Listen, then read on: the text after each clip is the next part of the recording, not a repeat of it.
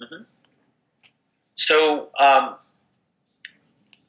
mindfulness has become this huge buzzword, amongst other things. I mean, it's hilarious to me that it's a buzzword. You know, it's a 2,500-year-old, maybe longer than that, really buzzword.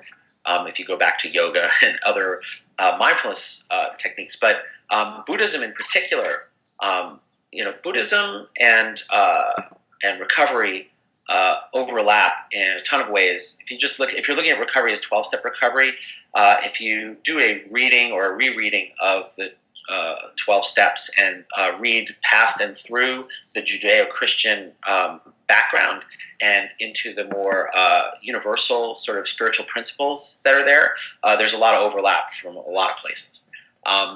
As for Buddhism, Buddhism has been my primary way of expressing or experiencing spirituality for the last 25 years. And I have been able to see how meditation has been basically central to my experience of moving forward in my recovery.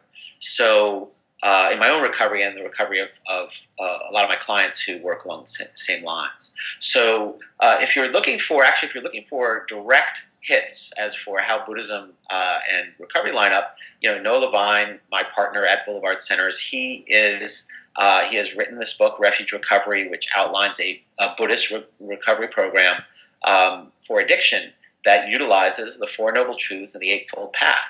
And in his explanation of it through the book, the first noble truth, that life is suffering, and that suffering really is all about addiction. Second noble truth is that, and the second truth in Refuge is that the suffering is caused by craving.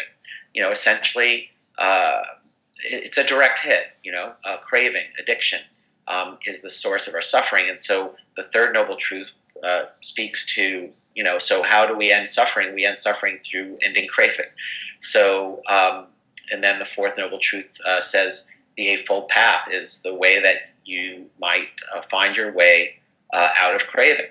So in a lot of ways, I would say, when I first came to Zen Buddhism 25 years ago, the people who instructed me pointed out sort of what Noah has now pointed out and really made, very available to everybody, is that if I look at the problem of life to be suffering, and that the problem of life is being caused by my addiction or my craving for things, and especially when you look at long-term recovery, where people get over the substances and even get over the majority of the behaviors, but they're still suffering from the craving for things, for ideas, for experiences that get in the way of their feeling, contentment.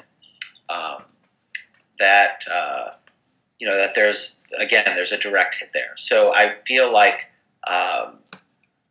now all we get to do through Refuge Recovery and through just sort of the widening of the net of recovery is that more people who feel that way, who really feel strongly that the Buddha's teachings really speak to recovery from addiction, have a place to go. And then again, in my own recovery and a lot of my clients' recovery, and actually a lot of people who are in Refuge Recovery, the 12 steps, when worked in a way that that reflects Buddhism or Buddhist meditation, it's actually a very fine fit. And that's that's something that I've done a lot of thinking and working with and teaching about, and I will continue to do so. So